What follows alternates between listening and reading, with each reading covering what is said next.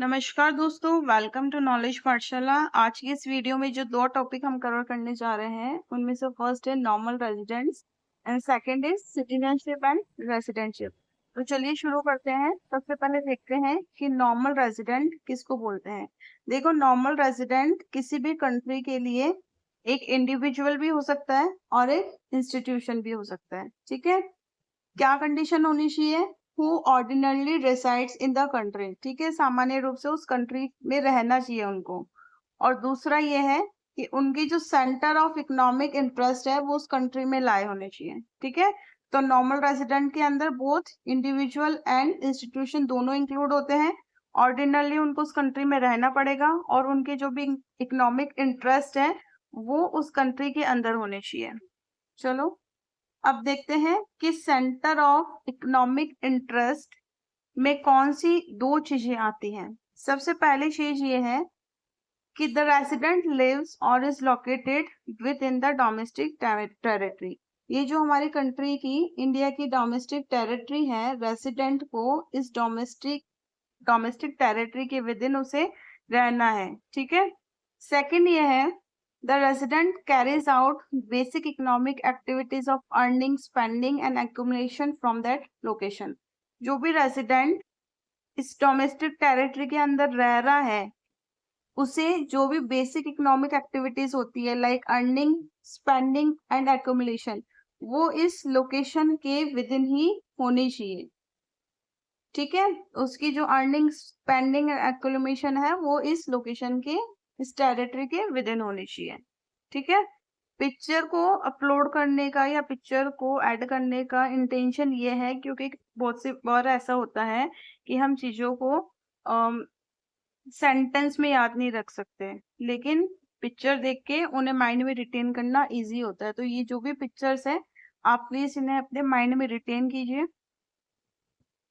चलो आगे देखते हैं। Followings are not included under the category of normal residents. ये जो भी कैटेगरीज है ये नॉर्मल रेसिडेंट के अंदर नहीं आती है। देखते हैं क्या क्या है इसमें। सबसे पहले तो फॉरेन टूरिस्ट एंड विजिटर्स। अगर कोई यूएस टेररिस्ट, कोई ब्रिटेन का टूरिस्ट या विजिटर अगर हमारी कंट्री में आता है तो वो नॉर्मल रेजिडेंट नहीं कहलाएगा। सेकंड इज कोई भी एम्बेसीज के ऑफिशियल स्टाफ, डिप्लोमेट्स या आर्म्ड फोर्स, कोई भी फॉरेन कंट्री का अगर हमारी कंट्री में आ रहा है उसके ऑफिशियल वर्क के लिए तो वो भी नॉर्मल रेजिडेंट नहीं कहलाएगा। थर्ड इज जितने भी इंटरनेशनल ऑर्गेनाइजेशंस है लाइक यूएनओ हो गए, डब्ल्यूएचओ हो गए, वो नॉर्मल रेजिडेंट नहीं कहलाएंगे। साथ ही साथ उनके जो एम्प्लॉयज हैं वो भी नॉर्मल रेजिडेंट नहीं कहलाएंगे। फिफ्थ है crew members of foreign vessels, commercial travels and seasonal workers provide there stay is less than 1 year. अगर इन सब का स्टे लेस देन 1 ईयर है तो ये भी नॉर्मल रेसिडेंट नहीं कहलाएंगे। उसके बाद में देखते हैं कि border workers who live near the international border and cross the border on regular basis to work in the other country, they are treated normal resident of the country where they live, not where the work. ठीक है, जिस country के अंदर वो रह रहे हैं, leave कर रहे हैं, वो उस कंट्री के रेसिडेंट कहलाएंगे, ना कि उस कंट्री के जहाँ पे जाके वो काम कर रहे हैं। ओके, चलो जैसे कि इसका एक एग्जांपल हम ले सकते हैं कि इंडिया का अगर कोई वो है, सैनिक है और अपने किसी काम से वो, कंट्री के किसी काम से वो बांग्लादेश जा रहा है तो वो रेसिडेंट, नॉर्मल रेसिडेंट वो इंडिया का ही कहलाएगा, बांग्लादेश का नहीं कहलाएगा, क्योंकि वहां वो सिर्फ कुछ काम से गया है। ठीक है, और लास्ट है if an American is working in UNO office in India for more than 1 year then he will be treated as normal resident of India. ठीक है, अब अगर यूएनओ का कोई वर्कर है जो इंडिया में 1 साल से ज्यादा रह रहा है तो वो इंडिया का नॉर्मल रेसिडेंट तो कहला जाएगा, लेकिन सिटीजन वो अभी भी अमेरिकन ही है। ओके, नेक्स्ट है सिटीजनशिप में और रेजिडेंटशिप में क्या डिफरेंस है।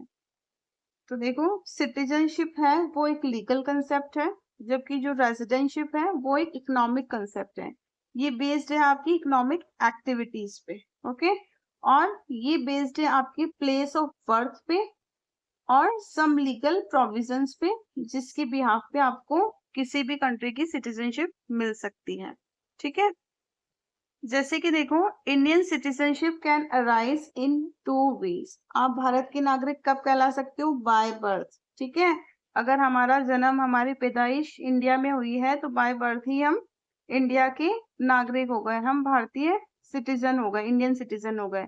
लेकिन अगर कोई पर्सन इंडिया के बाहर बॉर्न हुआ है और उसे इंडियन सिटीजनशिप के लिए अप्लाई करना है, तो इंडियन लॉ उसे अलाउ कर देगा और फिर वो इंडियन सिटीजन बन जाएगा।